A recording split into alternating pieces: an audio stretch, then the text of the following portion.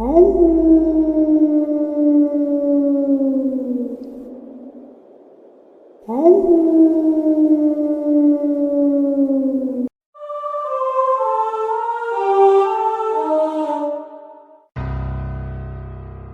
भूत देखा है आपने, या कभी ऐसा अनुभव? मतलब अपने साथ घटी वो भयानक अकल्पनीय घटना कोई शब्दों में बयां नहीं कर सकता, लेकिन उस घटना से आपकी पूरी जिंदगी बदल जाती है। जिस जगह ये अजीब अनुभव आता है, उससे मन में डर सा बन जाता है। ऐसा ही एक अनुभव मैं बताने वाला हूं। रात के 11 बजे है। मैं अपने छोटे से कमरे में बैठा हूं। कुछ दिन पहले बाहर क्रिकेट खेलने वाले बच्चों से मेरे खिड़की की कांच टूट गई। उस टूटे हुए कांच से बाहर का घना अंधेरा मैं महसूस करता हूं। मेरे कमरे के लाइट्स बंद है, साइलेंट मोड पे मोबाइल चार्जिंग पे है, और मैं अपना अनुभव आपके साथ बांटने वाला हूं। किसी को सच लगेगा या तो कोई मेरा मजाक उड़ाएगा। खैर, हमारे जैसे कई लोग काम के साथ अपनी पढ़ाई पूरी करते हैं। मैं भी ऐसे ही एक पार्ट टाइम काम करता था। दिन भर कॉलेज और रात में पड़ोस के चाचा की रिक्शा चलाता था। थोड़ी बहुत कमाई होती थी। जितना टाइम काम उतनी कमाई, इसलिए काम में वक्त का कोई अंदाजा नहीं होता था। पढ़ाई की सामग्री में साथ रखता था, खाली समय में पढ़ने के लिए। पर उस अनुभव ने मेरी पूरी जिंदगी बदल दी। 2 साल पहले अगस्त महीने का वो दिन था। उस दिन सुबह से ही मूसलाधार बारिश हो रही थी। मैं हर रोज की तरह साइकिल पर कॉलेज की ओर जा रहा था। बारिश कम होने का कोई संकेत नहीं, और मेरी साइकिल की चेन निकल गई। मुझे कॉलेज पहुंचने में देरी हो गई। सर ने मुझे अगले लेक्चर तक बाहर रुकने को कहा। उनकी बातें मुझे बुरी लगी, पर मेरे पास कोई और विकल्प नहीं था।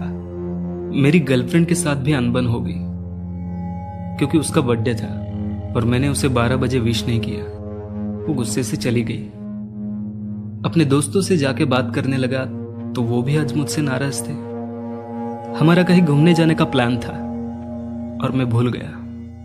साला आज का दिन ही बेकार है, पता नहीं और क्या बुरा होने वाला है। ये कहते हुए मैं वहां से निकला। वो कहते ना, नसीब के आगे किसी की नहीं चलती। मन में ठान लिया था आज किसी के साथ उलझना नहीं है, और मैं घर पहुंचा। रात हो गई। ड्यूटी पे जाने का वक्त हो चुका था। मोबाइल चार्जिंग पे लगा के मां ने परोसा हुआ खाना खत्म करके चाचा की राह देख रहा था। उस दिन उन्हें काफी देर हो गई थी। मैं फ्रेश होकर रूम के लाइट्स बंद करके उनके घर चला गया। रिक्शा की चाबी हाथ में थमाते हुए चाचा ने कहा, संजू, आज बारिश बहुत है, संभल कर जाना। जी चाचा। रिक्शा चालू कर रिक्शा स्टैंड पर पहुंच गया। मूसलाधार बारिश कम होने का कोई संकेत नहीं था, और आज लोगों की यातायात भी कम थी। 11:30 पौने 12 हुए थे। अभी तक एक भी भाड़ा नहीं मिला था। दिन भर घटी चीजों के कारण पढ़ने का बिल्कुल मूड ही नहीं था, इसलिए धीमी आवाज में किशोर कुमार साहब के गाने सुनने लगा। तभी कुछ आवाज सुनाई दी। गर्दन बाहर निकाले मैंने देखा, रास्ते की दूसरी तरफ बंद दुकान के बाहर एक आदमी मुझे हाथ हिलाकर बुला रहा था। रिक्शा चालू करके मैं उसके पास चला गया। 55 के आसपास की उम्र होगी उसकी। सफेद शर्ट और हाथ में छाता था। जैसे ही मैं उसके पास पहुंचा तो वो तुरंत रिक्शा में बैठ गए और कहा, MIDC फाटा। मैं उनके बताए हुए जगह पहुंचने के लिए रिक्शा चलाने लगा। मैंने आईने की बूंदे पहुंचते हुए कहा, आज दिन भर बारिश ने परेशान करके रखा है। लगता है आज पंचगंगा को बाढ़ आके रहेगी।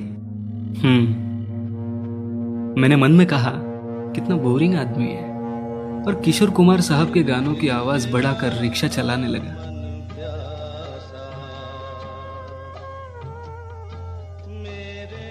थोड़ी देर बाद मुझे समझ आया कि ये आदमी मुझे लगातार घूरे जा रहा था।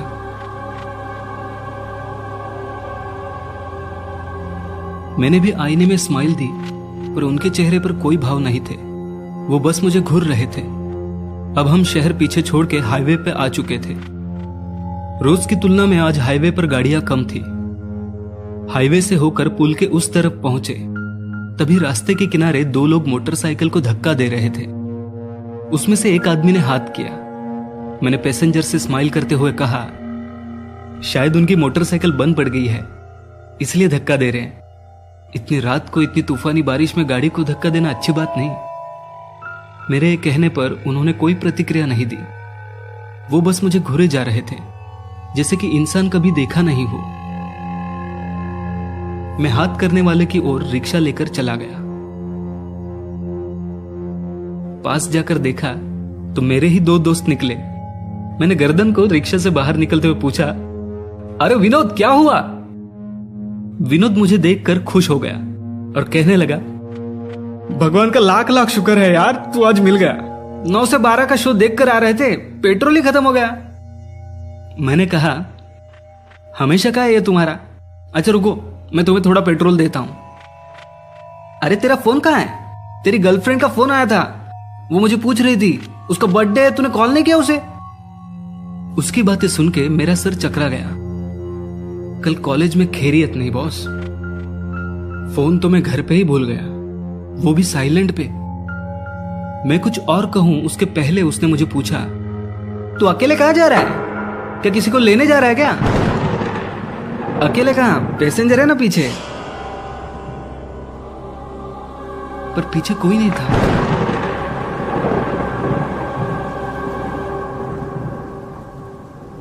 मैं रिक्शा से बाहर आजू बाजू में देखा, वो पैसेंजर कहीं नहीं था। मैंने कहा, भाग गया लगता है। अभी अभी मैंने उसे कहा था हम लोग उनकी मदद करते हैं। विनोद हड़बड़ा गया और कहा, अरे तेरी रिक्शा को काफी दूर से देख रहा था, मुझे तो कोई नीचे उतरते हुए नहीं दिखा। मुझे बहुत गुस्सा आया था।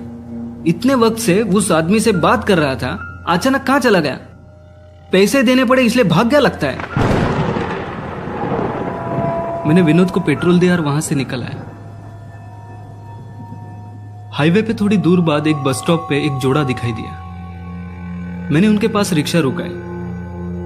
उन्हें थोड़ा दूर जाना था। रिक्शा का मीटर डालते हुए हमारा सफर शुरू हो गया। रात के करीब 1:30 बज चुके थे। उनके बताए स्थान पर पहुंचने में अभी काफी वक्त था। मैंने पीछे दोनों को देखा, दोनों बातों में व्यस्त थे। कहीं ये भी भाग तो नहीं गए, इसलिए पीछे देख के चेक किया। थोड़ी देर में सामने एक आदमी खड़ा हुआ दिखा। मैंने रिक्शा उसके पास ली और मेरा दिमाग ही घूम गया। मैंने उसे पहचान लिया और गुस्से से कहा, ओ चाचा जी, ओ चाचा जी, आप तो रिक्शा से भाग गए, चलो मेरा पैसा निकालो। रिक्शा में बैठे वो पैसेंजर थोड़े घबरा गए, पर मैंने उन्हें सारी हकीकत बताई। फिर वो दोनों चाचा को पैसे देने के लिए कहने लगे, ओ चाचा जी, चलो पैसे निकालो, आदमी कभी देखा नहीं क्या? मेरी बात सुनकर उन्होंने चेहरे पे कोई भाव नहीं दिखाया और शांति से कहा, पैसे चाहिए तुम्हें, देता हूं। बेटा, थोड़ी देर में मेरा घर है, मुझे वहां छोड़ दो, उतरते ही मैं तुम्हारे पैसे दे दूंगा। उनका हताश चेहरा देखकर मैं और पीछे बैठे पैसेंजर राजी हो गए और उनके घर की ओर मैं रिक्शा चलाने लगा। बीच बीच में आईने से उन्हें देख रहा था, कहीं वो फिर से भाग तो नहीं गए, पर वो अभी भी मुझे घूर रहे थे। कुछ दूरी पर पुल पार करके उन्होंने मुझे रिक्शा रोकने को कहा। मैंने रिक्शा रोकी और आजू बाजू देखा। आसपास में कोई घर, कोई गांव नहीं था। दूर दूर तक घना अंधेरा और सन्नाटा था। मैंने कहा, चाचा, पूरे पैसे नहीं है तो कोई बात नहीं, आप बैठो, मैं आपको गांव तक छोड़ता हूं। अंदर बैठे पैसेंजर ने भी कहा, चाचा, आपके पैसे हम दे देंगे, पर इतने सुनसान जगह पर मत उतरिए। पर चाचा ने किसी की नहीं सुनी। वो रिक्शा से उतर गए। पैसे निकालते हुए उनके जेब से 10 रुपए की नोट नीचे गिरी।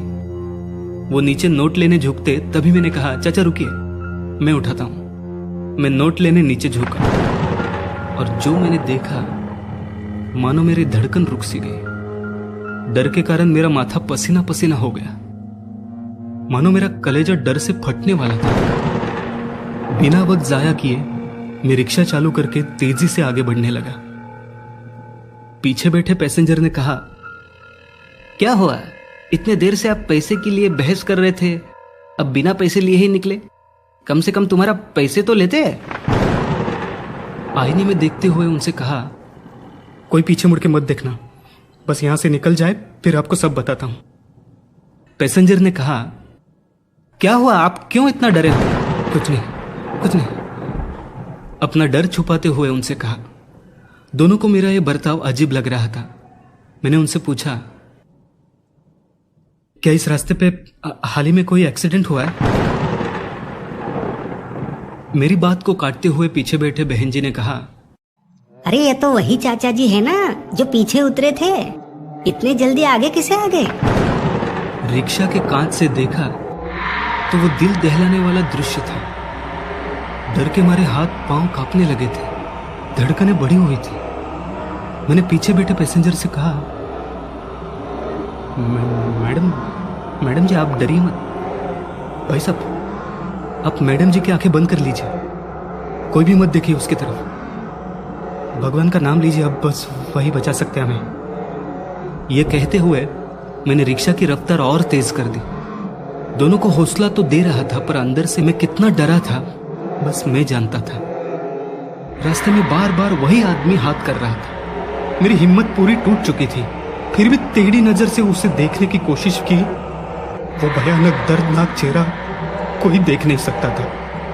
उसे देखकर लग रहा था पता नहीं कितने गाड़ियों के नीचे उसका शरीर कुचला गया था। बार बार वो सामने आके अपने कर्कश आवाज में, रुक जाओ तुम्हारे पैसे ले लो, रुक जाओ तुम्हारे पैसे ले लो। ऐसा दिल दहला देने वाला अनुभव मैंने कभी सोचा भी नहीं था। पीछे बैठे पैसेंजर भी बहुत डरे हुए थे। दोनों पति पत्नी अभी तक आंखें बंद करके बैठे हुए थे। दिमाग काम नहीं कर रहा था, पूरा बदन डर से कपकपा रहा था। मैं बस रिक्शा को हवा की स्पीड से चला रहा था। तभी अचानक सामने एक सफेद आकृति दिखी और गायब हो गई। अब मेरी धड़कनें रुक सी गई थी। तभी अचानक मेरी नजर पीछे बैठे पैसेंजर पर पड़ी। वो दोनों पति पत्नी अभी तक आंखें बंद करके बैठे थे और उनके बाजू में एक सफेद आकृति बैठी थी। थोड़ी देर बाद वो गायब हो गई। थोड़ी दूर तक एक लुका छुपी चालू थी। रिक्शा हवा के समान चल रही थी। तभी हाईवे छोड़कर गांव के स्मशान की ओर रिक्शा बढ़ने लगी और पीछे से उसकी कर्कश आवाज आई, गलती कर रहे हो तुम। उस आवाज से कलेजा कांप उठा। धीरे धीरे सफेद आकृति अंधे की हो गई। आईने से पीछे देखते हुए मैंने कहा, मैडम जी अब डरने की जरूरत नहीं। उसकी सीमा वहीं तक थी। वो बहुत डरी हुई थी, आंखें खोलने के लिए तैयार ही नहीं थी। सुनो, वो गया। अब 5 ही मिनट में अपने गांव पहुंचने वाले हैं। गांव के बिजली के खंभे की रोशनी दिखाई दी और हमारी जान में जान आ गई। और उन्होंने मुझे कहा, वहां तो दुर्घटनाएं होते रहते हैं। परसों ही दुर्घटना में 2 लोगों की मौत हो गई। लेकिन आपने क्यों पूछा? तभी आईने से देखते हुए मैंने उनसे कहा, चाचा जी के गिरे हुए पैसे लेने में नीचे झुका और उनके खून में रंगे उल्टे पैर मैंने देखे और वहां से निकल आया।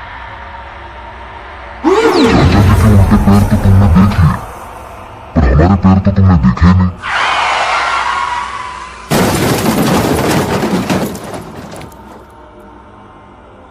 तभी मेरी नजर गांव में लगे एक डिजिटल बोर्ड पे आके रुकी।